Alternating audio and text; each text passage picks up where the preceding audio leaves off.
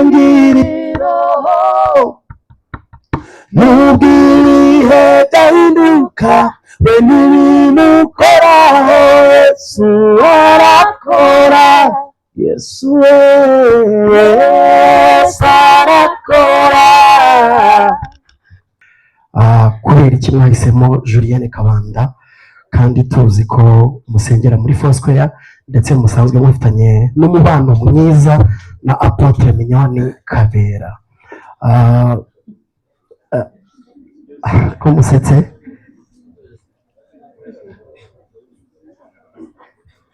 Ko musetse mbaje nabi? Okay, icyo ngicyo ni icya mbere. Kambaza kandi kamwe gusa. Okay. Ikibazo mwagisubiza, ikibazo kirumvikana, nta mpamvu yo kugiseka, ariko numvishemo abantu batatu. Hari ugusengera Foursquare, hari Mignone, harimo na Julienne. Muradusubiza. Ndakugarukaho kamera, ntugire ikibazo, ndongera ngo umwanya. Ishimana bigira impamvu yo kuyegera kiva mumva akazamurwa yahise anyoherereza umufasha mbunga. Rero yewe Muyoboke Alexis nk'umuyobozi Nije waundi wahoraga imbere yawe nuzuye amarira ngarutse kushima. Wow, hallelujah. Shuti z'umwami, mu gihe isi yose izaba irimo irizihiza ivuga cyangwa ihurije ururimi rumwe ku kuzuka k'umwami wacu Yesu Kristo, natwe ntabwo twasigaye, duteguriwe igitaramo cyiza n'abakunzi bacu, inshuti zacu, abana bacu Ben na Chance. Kuri iki cyumweru tariki 5 turashaka guhurira twese, utabuze ntabuze, tugomba kuba duhari, tugahuza umutima nk'abakristo, tugashimira umwami wacu ibyo yadukoreye. Ni muri BK Arena, amasaha ni 9:00. Kuba wahageza ahubwo waninjiye tukahahurira tugahimbaza Imana. Tugomba kuba twese duhuje umutima mu izina rya Yesu. Sinshobora kubara iminsi, ndumva iminsi yatinze kugera, kuko ngomba kuba mpari tugafatanya guhimbaza Imana no kumva ijambo ry'Imana. God bless you. Ugaturagara utera hejuru tubwire amakuru watuziko utuye no debari ese mujyanaho abindirimo ikishima mbona ufite uyu munsi ubikuye tubwire amakuru ibyishimo mbona ufite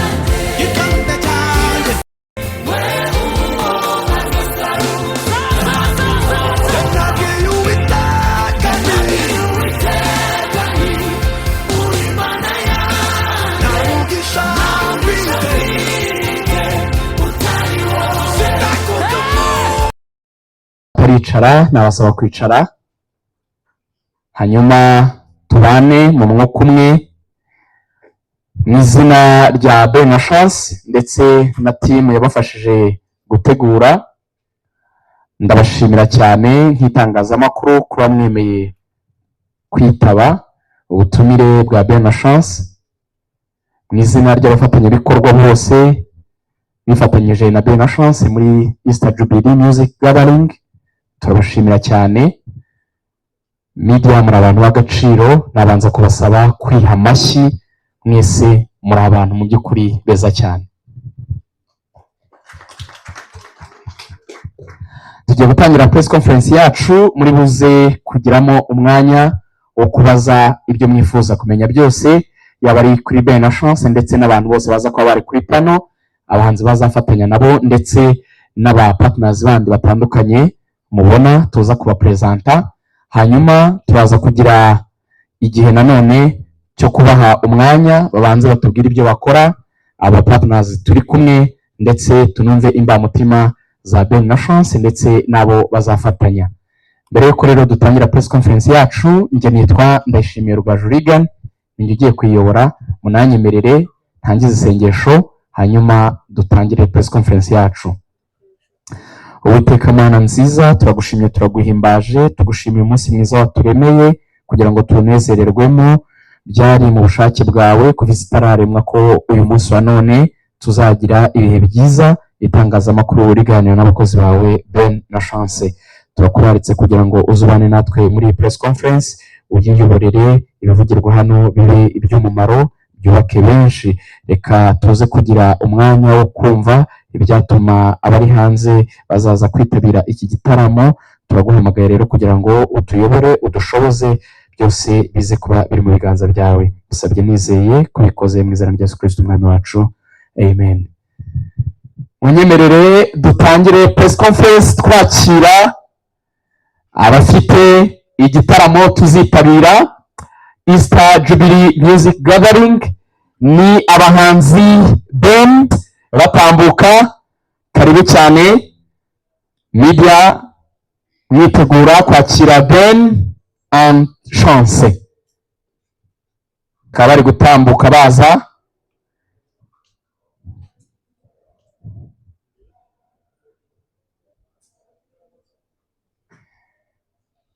Amashyi menshi cyane twakira abashyitsi bacu bakuru Bene Chance. Turabasaba ko mubanza guhagarara imbere gato kugira ngo media bafate amafoto yifuza. Yes, barasa neza cyane. Akaba ari bo bashyitsi bacu bakuru. Tunashimira Apex badufashije muri protocol. Akaba ari bo rero badufashije kugira ngo organization cyangwa se organization yose igende neza cyane.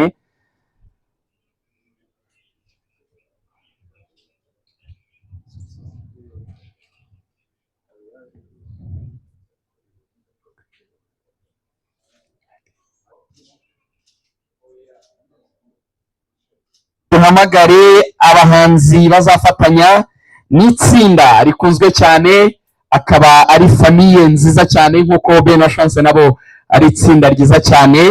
Bakaba bitwa Eva ndetse na Dorcas. Karibu cyane batambuka bajya mu byicaro byabo.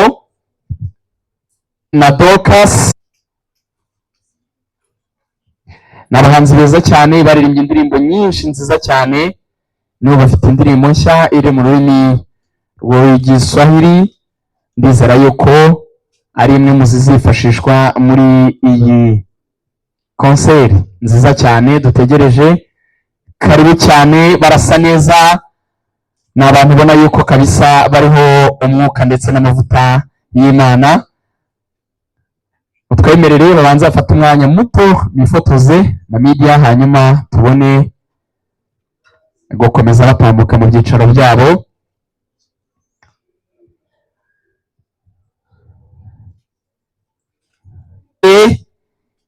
Alicia na Germaine. Karibu Alicia na Germaine kugira ngo igihe aba bakuru bacu bazaba barimo kusa ikivi cyabo, bazabe bafite abandi bashobora kubakorera mu ngata. N'abana b'abakobwa bato ariko bafite indirimbo nziza cyane, batambuke gatoya babanze bifotoze. Karibu Alicia na Germaine, turabishimiye cyane kandi turizera ko Imana izabakoresha bikomeye muri Easter Jubilee Music Gathering. Protocol mwabegera mukifotozanya nabo. Yes.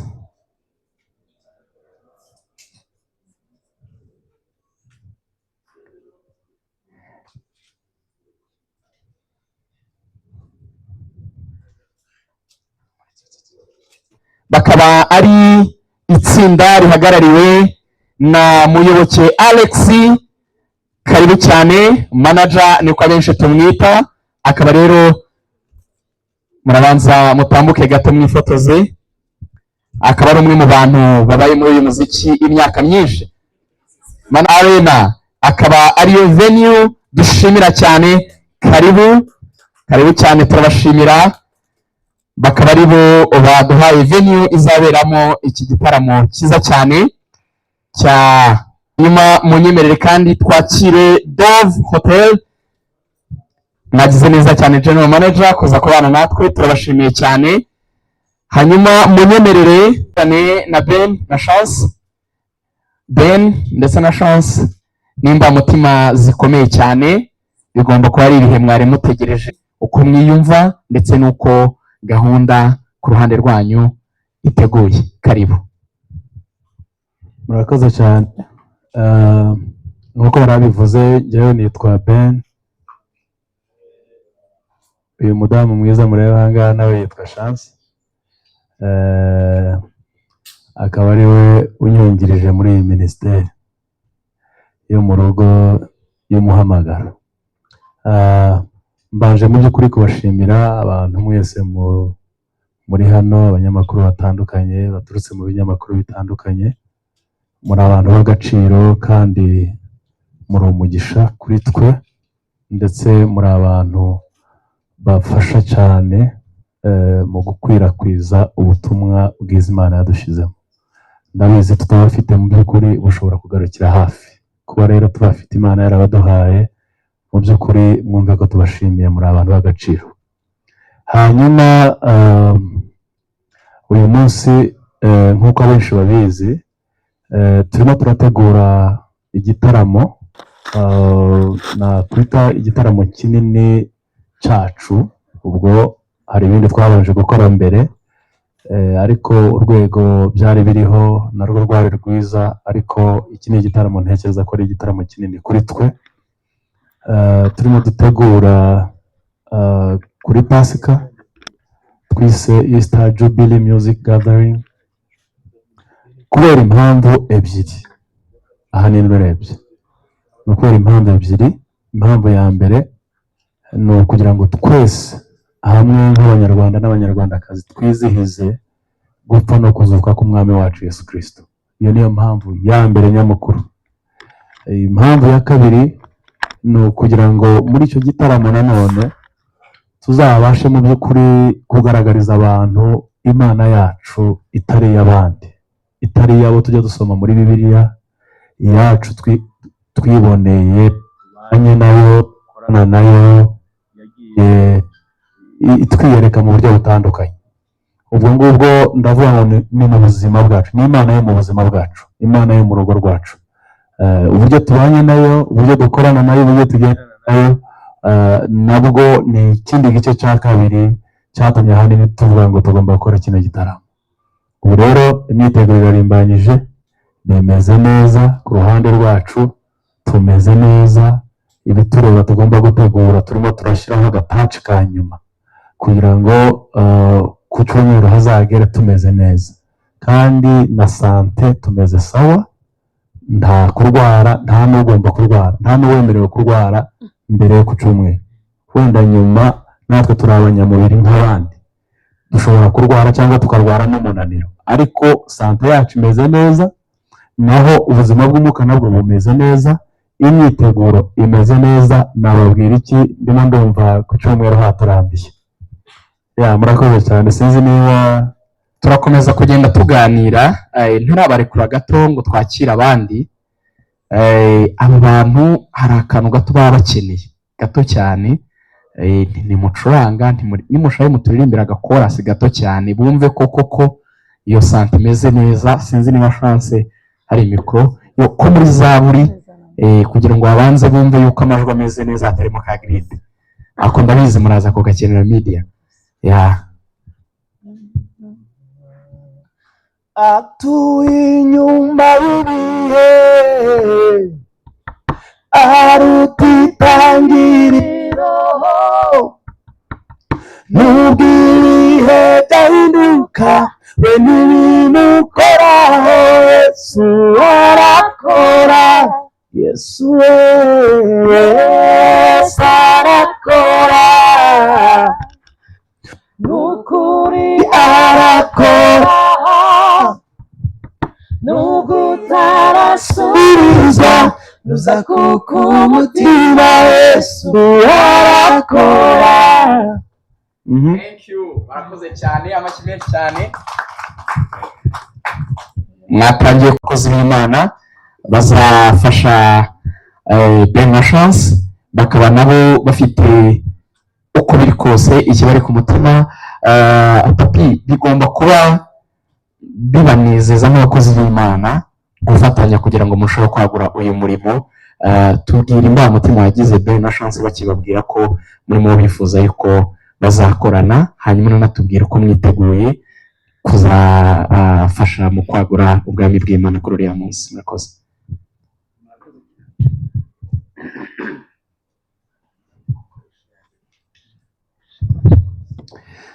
Murakoze cyane. Nibyo nk'uko mubivuze, Ben Chance ni inshuti zacu by'umwihariko kandi cyane. Hanyuma rero bikiyongeraho umugisha nyine twagiriweho kugira ngo baduhamagare bifuza ko tuzafatanya. Byaratunejeje kandi turi kubyitegura neza, numva bizagenda neza rwose. Uriya munsi twiteze cyane ikintu Imana izakorera hano hantu. Murakoze. Harakoze cyane Papi. Uyu ni umunsi abantu biteguye cyane, natwe we can wait kumva uko bazaba bameze uwo munsi. Munyemerere ndabona press conference mu buryo bwo gutuma abantu duhamagara amarangamutima yabo gato. Mugomba kuba mufite akaririmbo keza ubwanyu mwakwitira mu kabara ko mu gitabo. Ndabona yibasabye tayari. Reka tuhere kuri Fiacre urifuza iyihe badukoreye akantu gato. Impamvu zifatika akapera akantu gato abantu bumve yuko abantu bari tayari.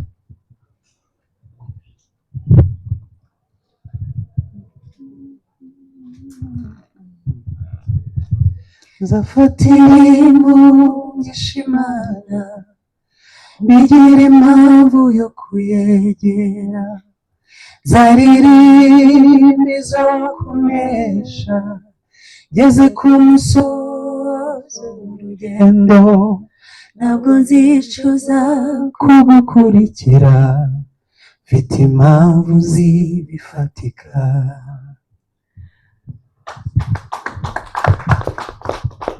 Ubwo nabwira umuntu utaragura itike, ubwo hano nari navuze kuri sound izaba imeze neza, navuze gitari, umva aya majwi rero ihoze kuyabura ku mafaranga make, ntubashe kwiyumvira byinshi bateguye.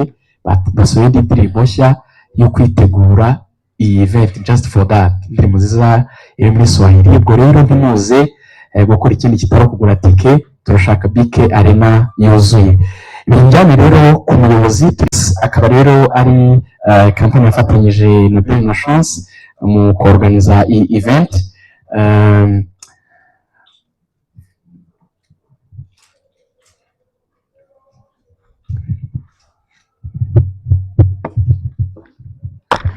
Yes, manager, bibaye imyaka myinshi tukubona mu muziki, abantu baranagushimira cyane ku ruhare rwanyu mu gufasha impano zitandukanye mu muziki w'u Rwanda, by'umwihariko muri gospel.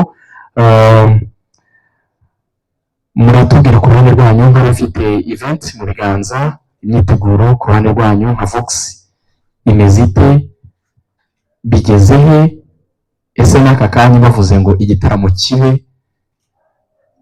muri tayari? Murakoze. mwiriwe ukosore gatoya ba nyiri igitaramo barahari utaza kucyita ko ari icyacu. Igitaramo ni icya Ben na Chance nka Voxa Group baratwegereye, nk'uko wari ubivuze experience ni nyinshi turi mu muziki imyaka irenga 25, ndibaza ko urubyiruko turi muri rwa rwakavutse niba twicaranye hano.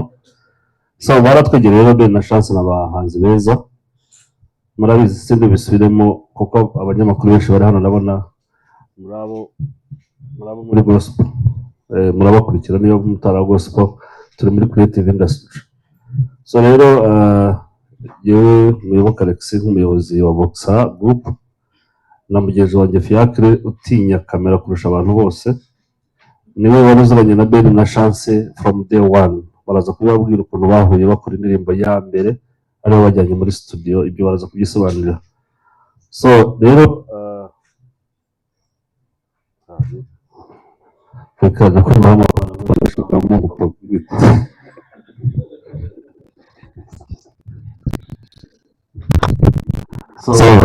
aza rero babwiye baramwegera nawe arambwira mu by'ukuri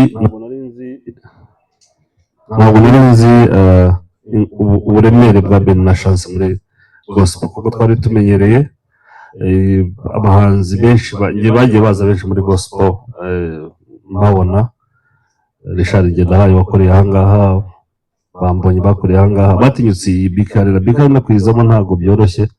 Abanyamakuru inshuti zacu tugendana, nubona umuntu uhagurutse akavuga ati ngiye kuza muri Bikari igitekerezo ko ari umuntu udasanzwe, kubera ko inzu ntabwo isanzwe kugira ngo uyijyemo ubone abantu bayo. So nabatumye rero kugira ngo ugende mubabwire abantu bose bazaza. Rero nka Voxa batwegereye, tumenyere gutegura ibitaramo, murabizi. Icyo twaherukaga cyari cya The New Groove, igitaramo cya Ben yari yatumyemo Bruce Melody, ni jyewe na Fiacre nka Voxa Group twateguye igitaramo cye. Korali Togikari tekiganya ngo twagiye duhora inshuro nyinshi, Nyamibwa n'abandi ni Voxa yateguraga. So nuko batwegereye baratubwira bati reka dukorane. Mu by'ukuri ikibazo warumbajije uvuga uti dufite biteguye bate, mperutse kubaherekeza. Ndi umuntu udakunda kujya mu nsengero mutajya gusinjya mu rusengero. Hari aho twagiye noneho mbona bacurangiwe na bande ntazi mutarepetanya nabo, ndaje nababwira igitaramo nakibonye ntabwo nzaza mu cyarena kuko bakoze ibintu byiza, bariteguye ku rwego nanjye mvuga niba tubura ngo dukorere ubu none ahangaha igitaramo bagikora.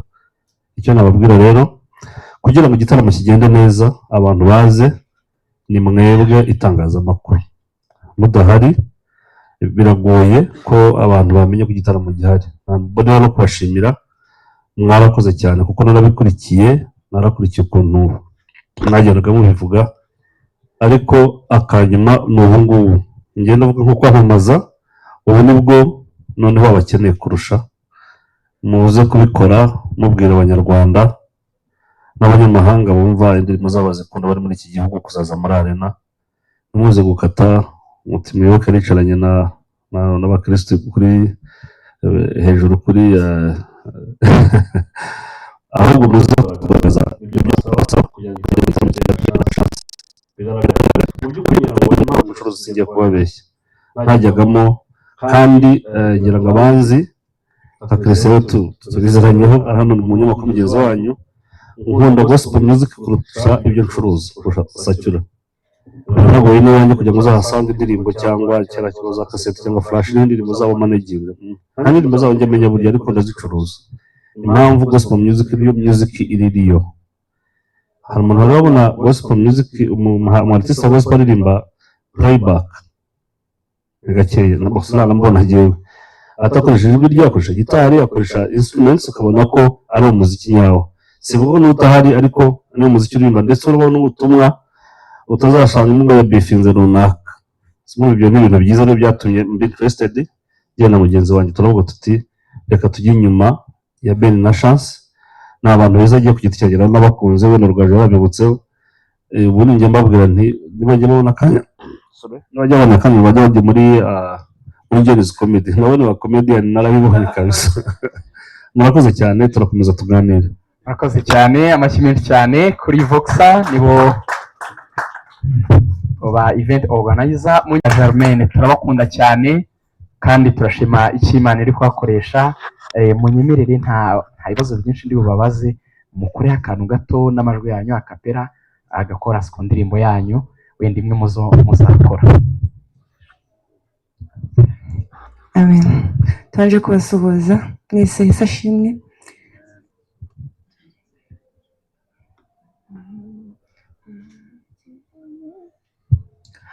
Akiva mumva akazamurwa, yahise anyoherereza umufasha bungabunga urukundo nkunda ntakirusumba, erega ni narwo ncungiraho nduze ntapfa.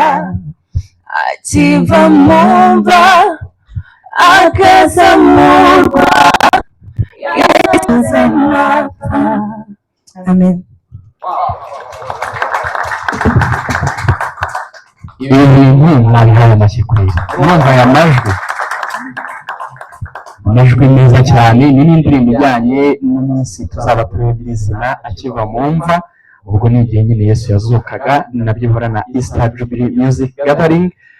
Nizere yuko byibura mwumvise cyangwa se mugize akantu gato cyane ko gutekereza uko umunsi uzaba umeze. Aba bantu bari kuturirimbira none bafite n'ama instrument. Munyemerere twakira aba partners tw'umwihariko ari we uzasangiza abantu ijambo ry'Imana. Kubera iki mwahisemo Julienne Kabanda kandi tuzi ko musengera muri Foursquare ndetse musanzwe mufitanye n'umubano mwiza na Apotre Mignone Kabera. Ko musetse?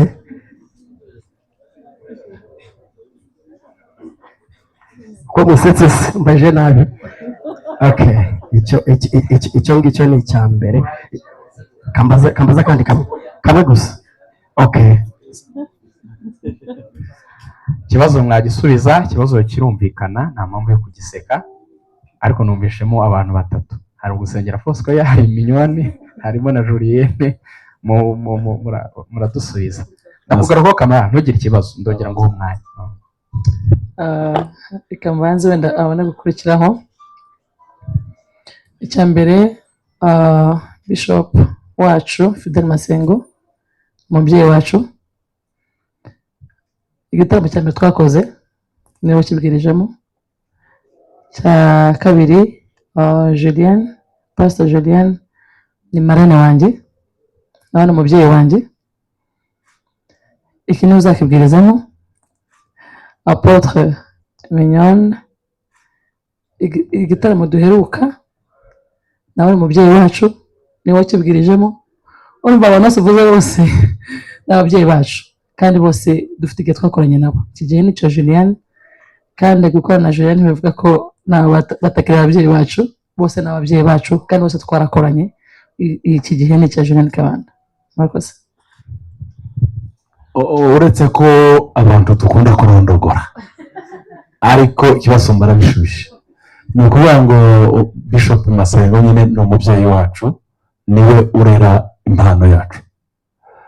Turi gahunda y'amavuta ye, ni ukugira ngo tuze hano yari yarihesheje umugisha. Turabimubwira kandi azaba ari kumwe natwe, ahagararanye natwe. Ni nk'uko nawe umwana wawe yaba arimo ategura igikorwa, uko niko bimeze. Kandi yagiye adufasha mu bintu byinshi, nk'ubu arimo aradufasha, azanakomeza adufashe kuko turi abana be. Aha, icya kabiri nk'uko yari abivuze, ni ukugira ngo ndondogoreho gake mufashe, mwunganire nako. Hanyuma Apostle Mignone nawe ni umubyeyi wacu kandi dukorana neza muri iyi ministry. Turi inshuti z'itorero kandi nawe akaba inshuti yacu, ajya dusapotinga n'ubu kandi yaradusapotinze. Hanyuma tugeze rero kuri Pastor Julienne w'uyu munsi, nawe ni umubyeyi wacu, noneho mwabyumvisha ko ari na marene wacu, sibyo? Noneho rero mwibaze namwe, dukoze igitaramo cya mbere tugakoresha umushumba wacu, tugakora icya kabiri tugakoresha umushumba wacu, tugakora icya gatatu umushumba wacu, icya kane umushumba wacu, mwagera mukavuga ngo ariko namwe muduhindurire iyi ndyo yabayemo, cyangwa wenda mukaba mwanatekereza ngo ntidufite izindi nshuti nyinshi. Ni ukuvuga ngo tubahindurire indyo murusheho kugira sante imeze neza, ariko abo bantu bose uko ari batatu ni abashumba bacu beza, bakaba n'ababyeyi bacu. Arakoze cyane Ben na Chance babisubije neza. Kamarade mu